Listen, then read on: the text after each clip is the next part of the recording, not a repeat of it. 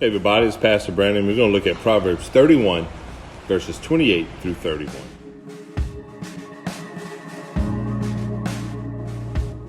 Proverbs 31 says, "Her children rise up and call her blessed. Her husband also, and he praises her. Many daughters have done well, but you excel them all. Charm is deceitful, and beauty is passing. But a woman who fears the Lord, she shall be praised. Give her of the fruit of her hands, and let her own works praise her in the gates." The author of this poetic book of Proverbs brings his discussion to a crescendo with words of praise for a woman. Given the great blessing that she is for her family and for her community, this is the most fitting response that can be offered to her.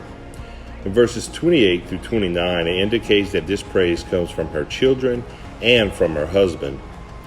Godly children see their excellent mother for who she is, and a godly husband does not hesitate to recognize her. She has made it possible for him to be known in the gates as an honorable man, and he praises her for that exact thing. He has a special love for her, and everyone knows it. Her worth does not mean that there are not other women who have done excellently or done well, but it does mean that she has provided more for him than all the others have. This is how it should be, of course. Husbands and wife, they come together to make one flesh. Thus, husbands are to cherish their wives above all other women, refusing to take them for granted and seeking to make sure they are recognized for their contributions to this household and to their society. The summary lesson that a wise man is to take away from this poem is found in verse 30.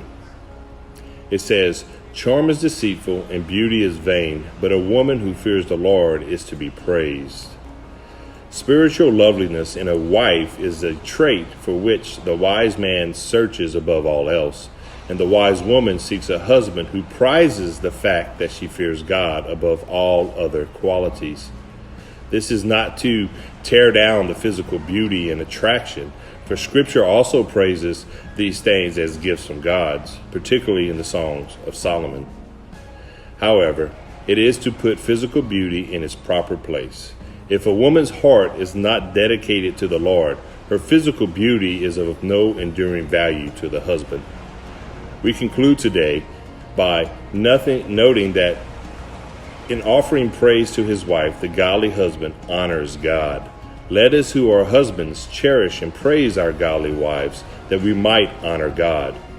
There are many fine qualities that we should seek in a spouse, but above all, we should look for the fear of the Lord.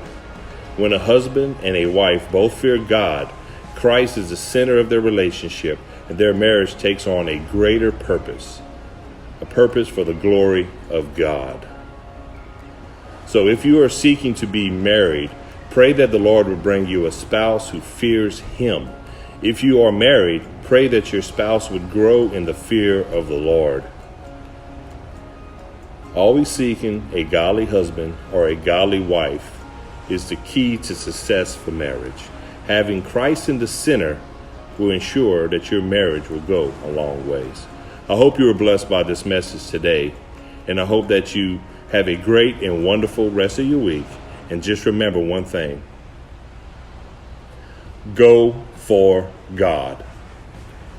God bless y'all.